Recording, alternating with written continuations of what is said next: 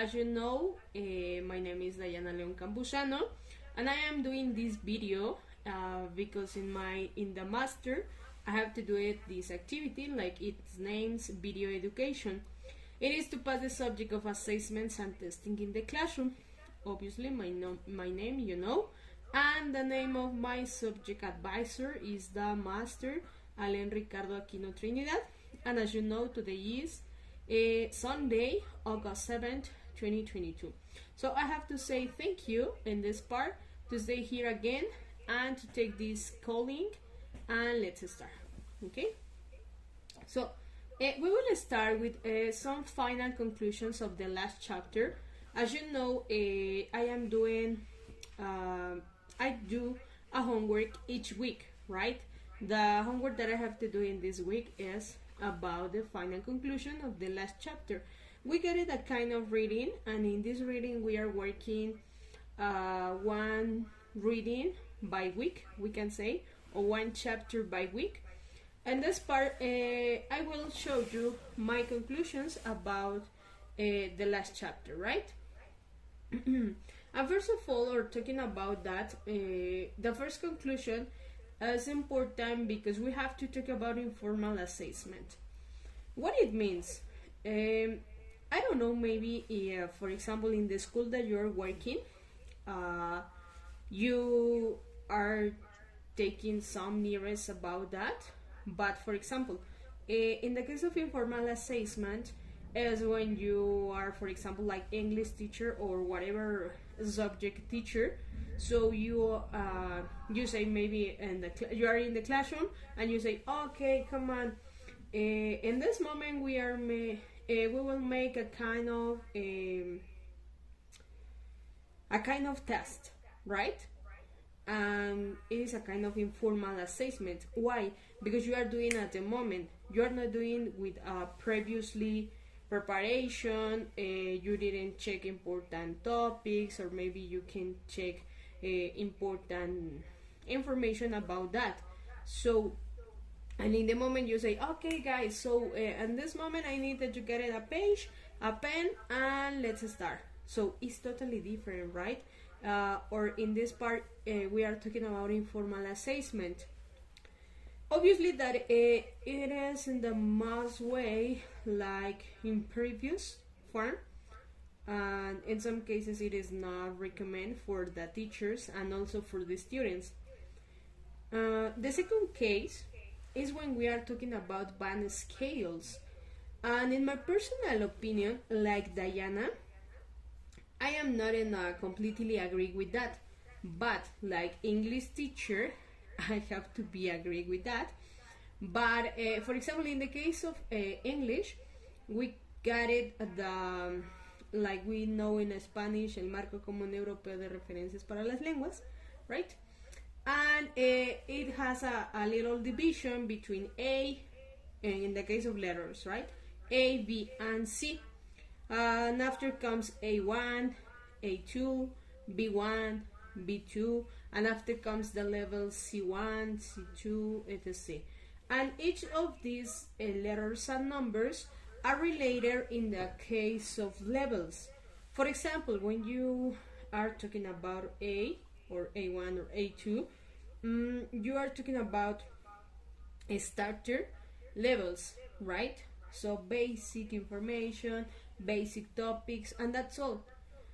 When you are nearest of the V1, and the most of the universities, college, or maybe also in some jobs, the people or the boss or the directors, they say, okay, if you want to travel to Canada, to United States, whatever, you needed this level, okay? And you need it, obviously. We are talking about a kind of upper intermediate level. After comes the level B2, for example, that we were with the certification, in the case of British certification or Cambridge certification, and it is about first certificated English, right, with a level B2. That basically we are talking about advanced level, okay? So let me continue with the self-assessment. And I consider that it is important because you, like teacher, you like a student, you are knowing the real level that you are, right? For example, if you say, oh come on, my, I don't know, it is an example. In my course, in my English course, I am in the level intermediate one, right? But nowadays, or I don't know in the best way what happened with present simple, what happened with verb to be, and it is totally different. I consider that this point is very important because in this way you say, oh no, it is not correct, right? Because my level say that, but my knowledge say the other thing, right? And it is something like this part. After comes an important point, and it is formal assessment. So when you're talking about formal assessment, I consider that it is the best way of all the information because or in the real life you have to make a previous preparation. It means that you have to prepare your topics, you have to prepare your material, to prepare your test, to prepare the dynamics, right? So all the time you have to prepare something, okay? And obviously, when you're talking about formal assessment, it's because you have maybe, we can say, that you get a percent in your grade. For example, in the school, some teacher says, okay, the test is 20%, and the other 20% is the project, and the other 20% is your notebook, and etc. Right? It is a kind of evaluation, obviously, but also in the case of formal assessment. Okay? So until here, I want to ask you, hasta aquí, Lore, ¿tienes alguna duda, alguna pregunta? ¿O vamos bien? Vamos bien, profesora. ¿Segura? Ok, súper. Muy bien. Bien, entonces vamos a comenzar, ¿vale? A continuar. So, and after comes the integrative objective testing techniques. And in my personal opinion, like English teacher, I consider that it is important, right? Because you are not evaluating just one thing. So it means, for example, if we remember some years ago, maybe 20 or no, I think that I say a lot of years, maybe 10 years ago. So all the teachers, maths, Spanish, geography, history, whatever teacher, evaluated maybe at the 100% with the test.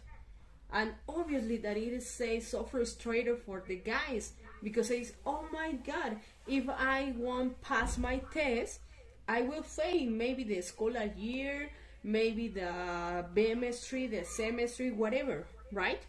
And when appears this part, integrative objective testing techniques, it is very important because you say, okay, it is not possible that I evaluate just with the test. I have to evaluate maybe the notebook, maybe projects, maybe speaking, maybe listening. So it's possible. Ok.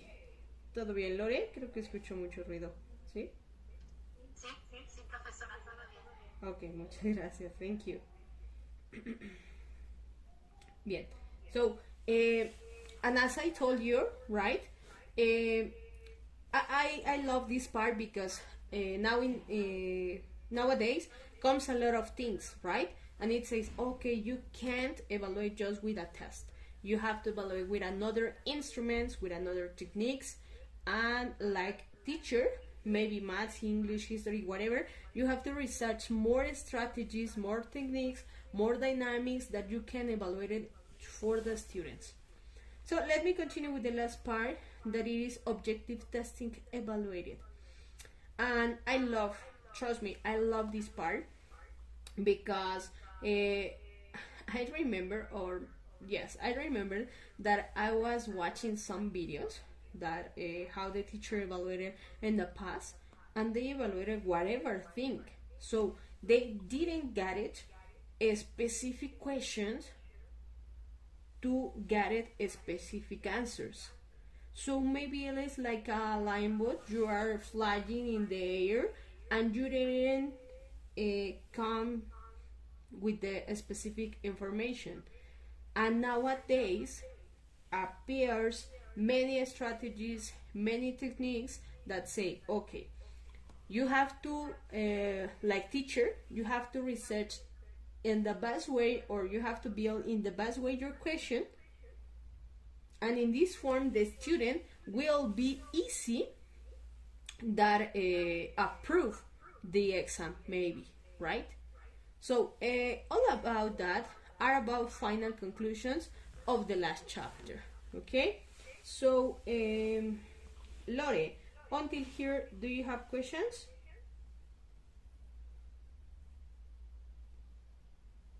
Any question? ¿Alguna pregunta, duda?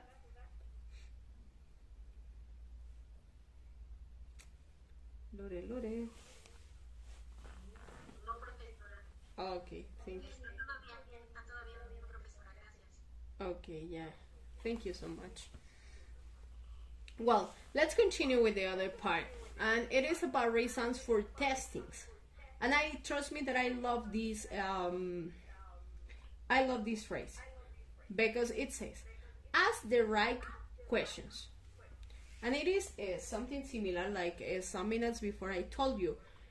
Nowadays, the teachers, or we, like English teachers, we have to build specific questions.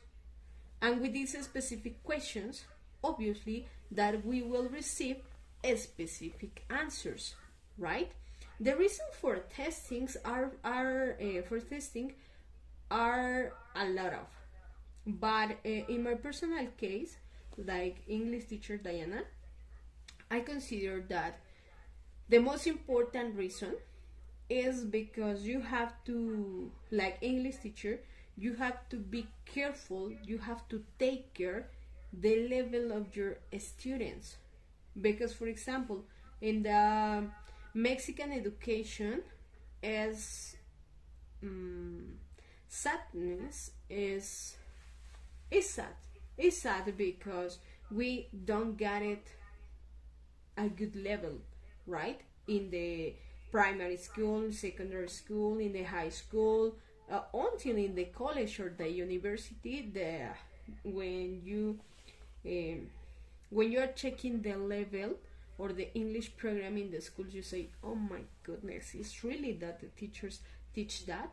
And the reason for testing for me, like Diana, the most important is that you have to be careful, you have to take care the level of your students, because you can't advance for the students if they don't get it the correct level. Okay, so let me continue with this part. I love this part, trust me, because it says how to make testing more productive.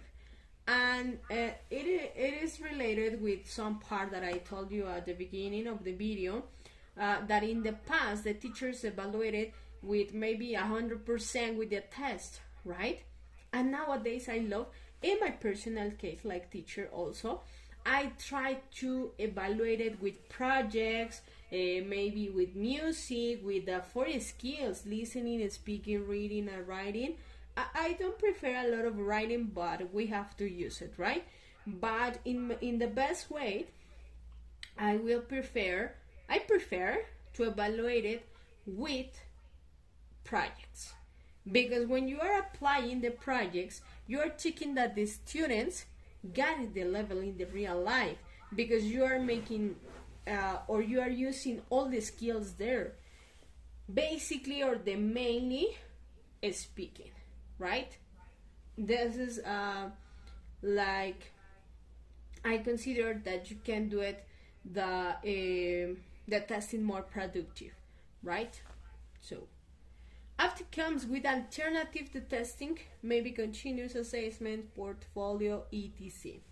And here I want to mention, I want to say something important, that, for example, I know nowadays some teachers that they evaluated, like in the past, 100 the test, or write all the for example, all the part that I use or that I write in the whiteboard, you have to copy in your notebook. And you say, oh my goodness, it's really, yes, it's really. Unfortunately, nowadays some teachers continue to evaluate it like that, and obviously it cannot be possible, because we are in the 2022, we are in the present, in a new area, right? And everything, or the majority, has to be in a digital way, and you have to research more skills, more tools, more strategies, more techniques that you have to teach for the students, or to assessment, that in this case you can use the portfolio, maybe with some specific tools. Maybe they can make their notes in Genially, in Canva, or maybe you can evaluate it with a video, with a poster, or something like that, right? So it is not necessary that you evaluate it with a test. So, okay, well, we are nearest of the end, okay, and before that I want to continue, I want to mention that, right? So in conclusion, we are closing that, and I want to say that all of these references about this information we can find in the Universidad de Expro and the assessment and testing in the classroom, from the page 1 to page 38. And again, I have to say thank you so much, Lore, to stay here. Thank you so much to your time. Thank you so much to listen me. And also thank you so much because you can you take the time and you say, okay, yes, teacher, I want to learn a little about that. So that's all, right? Until here, with this part we are closing this part of the video. Lore, do you have any question? Lore, hemos llegado al final de este video. ¿Tienes alguna duda, alguna pregunta? No, profesora, todo quedó claro. Segura, no hay dudas. Segura, no hay dudas. Muchísimas gracias, Lore. Te agradezco por tu tiempo, por haber estado aquí, y pues te veo próximamente, ¿vale? Que tengas excelente día. Cuídate. Gracias, igualmente. Hasta luego. Hasta luego.